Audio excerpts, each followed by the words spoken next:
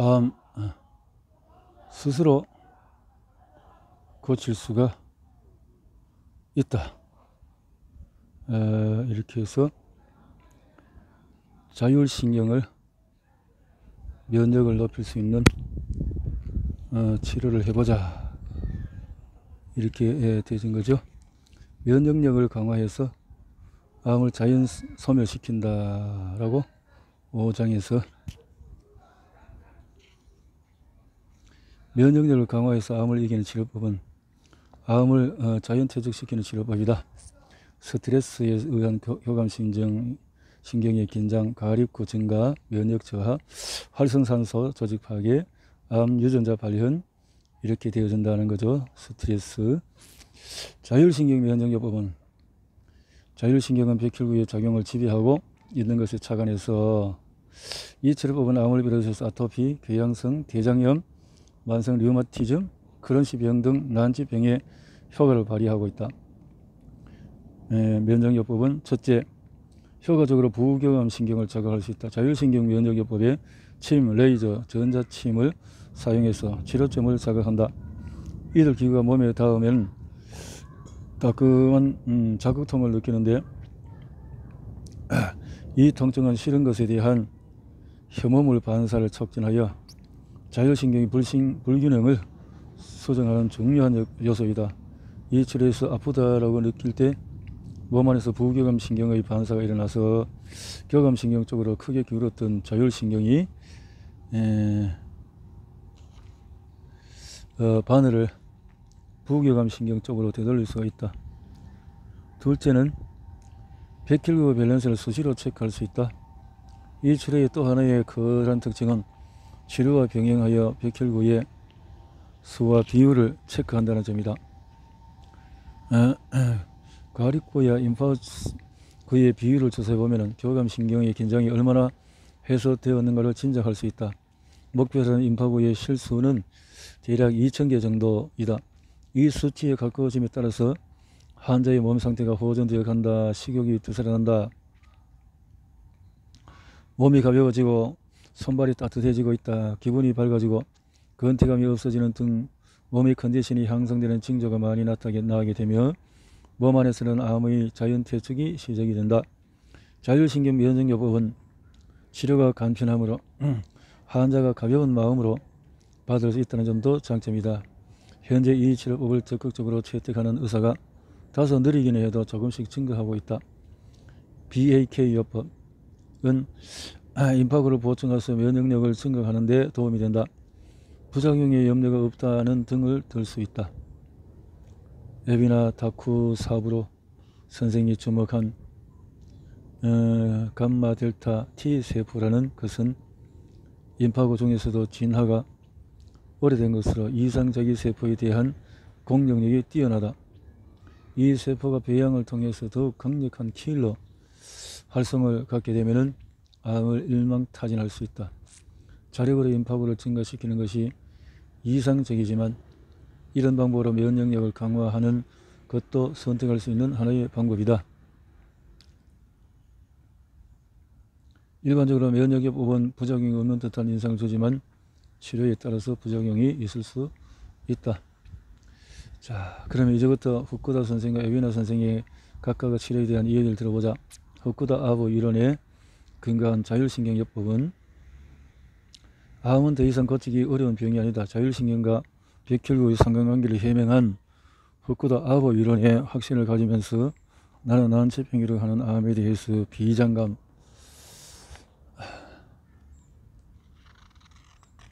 품는 일이 없이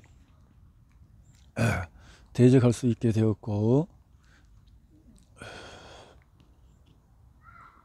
암은 고치기 쉬운 병입니다라고 말할 수 있게 되었다. 암뿐만 아니라 모든 병이 생기는 시스템과 병이 낫는 시스템은 공통점이 있다. 간단히 말해서 지속적인 교감신경의 긴장을 일으키는 혈액순환 장애와 가립구 증식에 대한 조직 파괴가 만병을 일으키는 것이다. 병을 고치려면 다른 한편의 자율신경인 부교감신경을 자극하여 혈액순환을 개선하고 임파구를 증가시켜야 한다는 것이다. 이 시스템을 알고 난 후부터 나에게서 암은 고치기 쉬운 병이 되었다. 비록 치료에 시간은 걸리지만 암도 요통이나 티눈처럼 언젠가는 낫는 병이다. 본래 암이 난치병이 된 것은 암에 책임이 있는 것이 아니라 이제까지 암 치료에 문제가 있었던 것이다. 다시 말하자면 암의 원인은 교감신경의 긴장에 의한 면역력의 저하와 혈액순환 장애이다. 종래의 항암제 치료, 방사선 치료, 수술요법은 이 원인을 제거하기는커녕 원인 자체를 증가시켜 온 것에 지나지 않다. 이 중에서 항암제 치료가 암을 급격히 악화시키는 첫 번째 요인으로 꼽지만은 방사선 치료도 면역력을 힘김없이 떨어뜨린다. 항암제, 방사선, 수술, 항생물질, 스테로이드, 소염 진통제 등을 함부로 쓰지 않으면 암은 여간해서는 진행하지 않는다. 수술은 조기암의 일체 선택으로 말하지만 나는 그날 수가 없다. 30년 전부터 나는 줄곧 소화기 외과에 종사하면서 위암의 절제 수술을 해왔지만 치유율은 조금도 올라가지 않았다. 진행암에서 살아나는 사람은 10%에 미치지도 않는다.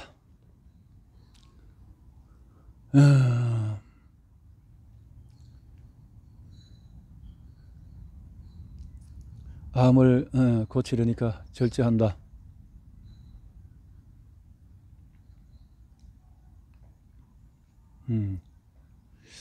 암을 고치려니까 절제한다. 그러나 잘라내면 잘라내서 나빠진다. 그렇게 수술하는 동안에 나는 수술의 의문을 갖게 되었고 나빠진 것을 잘라냈는데 고칠 수 없다니 이것은 무엇이 이상하다? 오랫동안 외과 치료의 현장에 있었기 때문에 바로 눈에 들어오는 것이 많았다. 수술은 혈관을 다치고 조직을 손상시켜 환자로부터 자연치유 의력을 빼앗는다. 암 치료에서 해서는 안 되는 것은 항암제 치료와 방사선 치료 그리고 수술이다. 그리고 해야 하는 것은 부교감 신경을 자극해서 혈액이 원활하게 흐르게 하여 체내의 노폐물을 내어보내는 일과 임파부를 늘려서 암과 싸우는 힘을 강화하는 일, 이 두 가지다. 여기에 소개하는 자율면역요법은 후쿠다 아버 이론에 근거하여 고안한 치료법이다. 보자. 자율신경면역요법의 특징은 주사반이나 레이저로 치료점을 자극한다. 자율신경면역법은 주사반이나 레이저, 전자침 등을 사용하여 치료점을 자극한다. 이것은 교감신경의 긴장을 억제하고 부교감신경을 우세하게 하는 효과가 있다. 그 결과로 임파부가 증가하고 혈액순환이 개선되어 면역력이 향상된다. 환자의 몸을 상하게 하는 일이 없이 몸이 본래 지니고 있는 자연치유력을 회복함으로써 암을 물리칠 수가 있는 것이다. 일본에서는 옛날부터 침술치료, 온구치료, 기공 등 동양의학의 치료법이 친숙한데 자율신경 면역법을 이런 치료법이 하나라고 생각하면 될 것이다. 이 치료법에 사용하는 주사바늘이나 레이저, 전자침은 모두 부교감 신경을 효과적으로 자극하는 도구다. 어느 것을 쓸 것인가는 병의 상태와 환자의 희망을 고려해야 정한다. 주사바늘과 레이저는 각각 개성이 있다. 이를테면 주사바늘은 침술치료이고 레이저는 온구치료라고 할 수 있다. 그리고 전자침은 이 두 치료 방법의 중간에 위치한다고 볼 수 있다.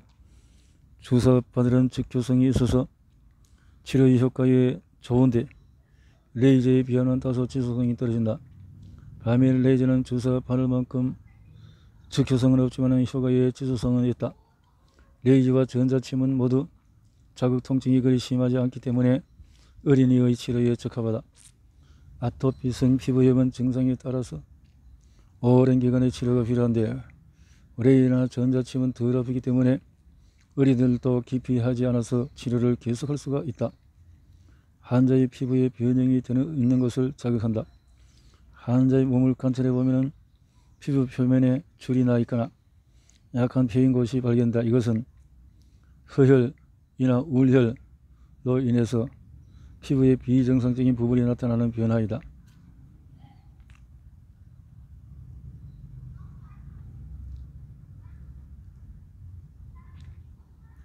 나는 이 줄선과 패인 곳을 치료점으로 하여서 자극한다. 치료점은 머리, 얼굴, 목, 가슴 등, 배, 허리 등 주로 몸의 중심선을 따라서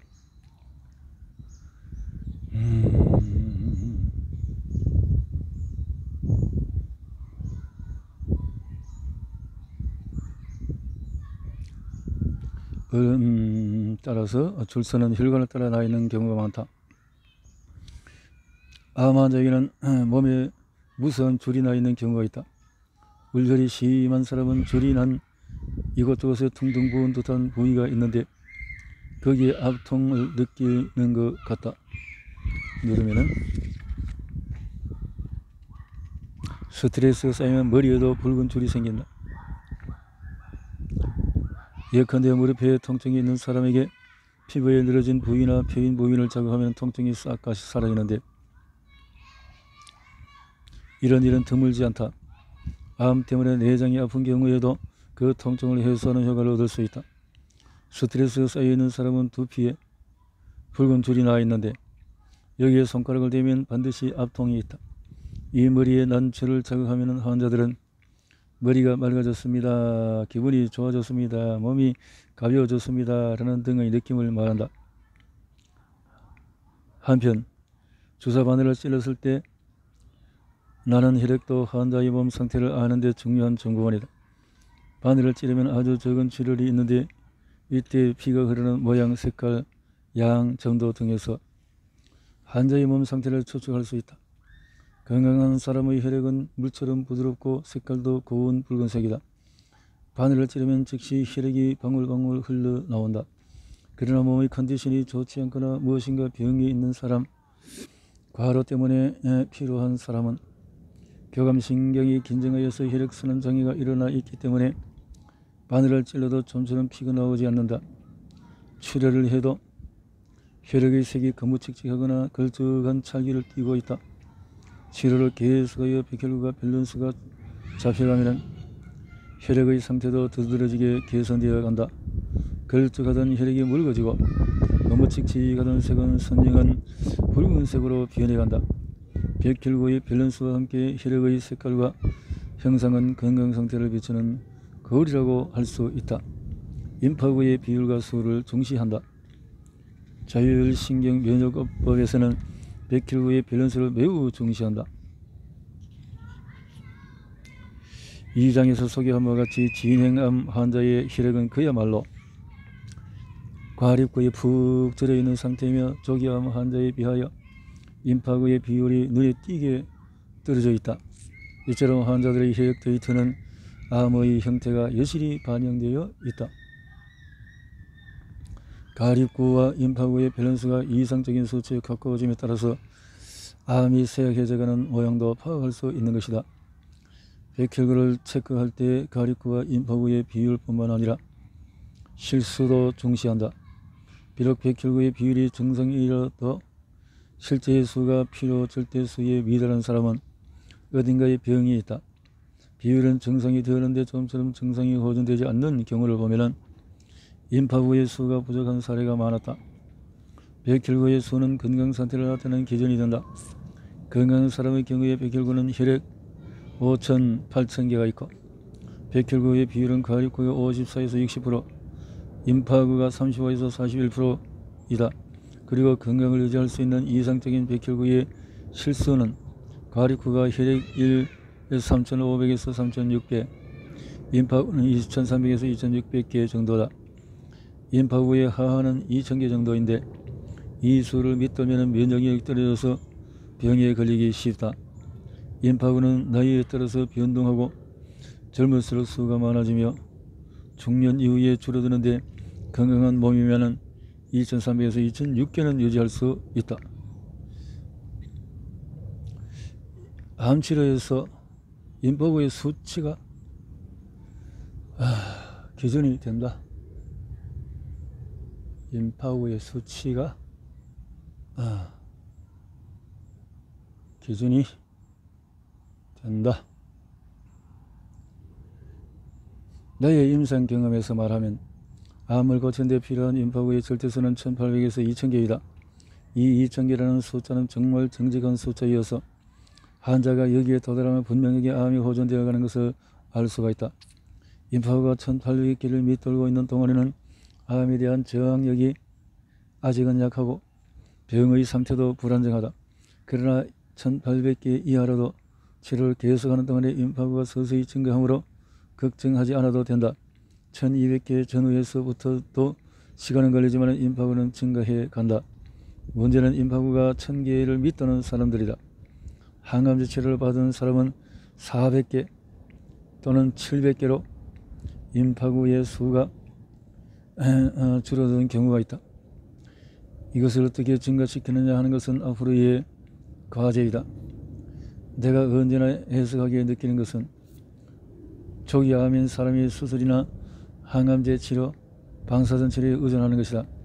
조기암인 사람은 전체의 70%이며 임파구가 2000개를 넘는다. 모처럼 암과 싸울 힘을 갖고 있으면서도 면역력을 떨어뜨리는 3대 요법을 받고 마는 것이 참으로 안타깝다. 한편 조기암인 사람이라도 30%는 임파구의 수가 2000개 이하이며 사람에 따라서는 1500개 이하인 사람도 있다.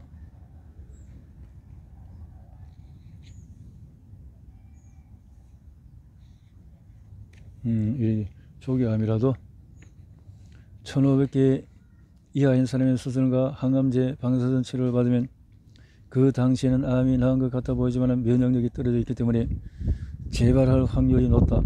이런 점들을 생각해서 조기암인 사람이야말로 3대 요법을 받지 말고 자기의 면역력을 강화하는 치료를 해야 한다.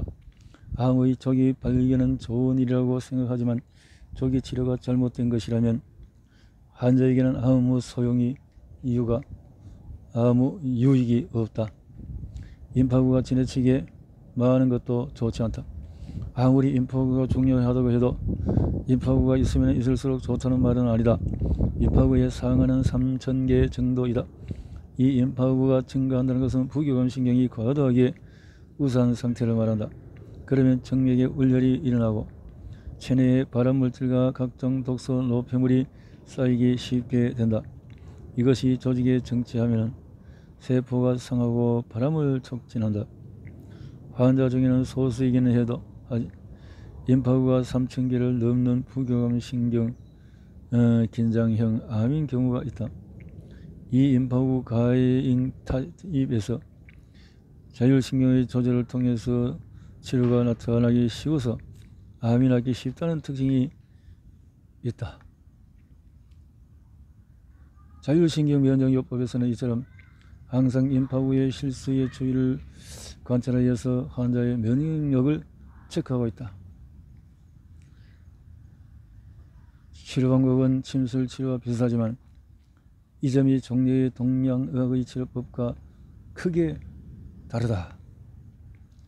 이렇구나.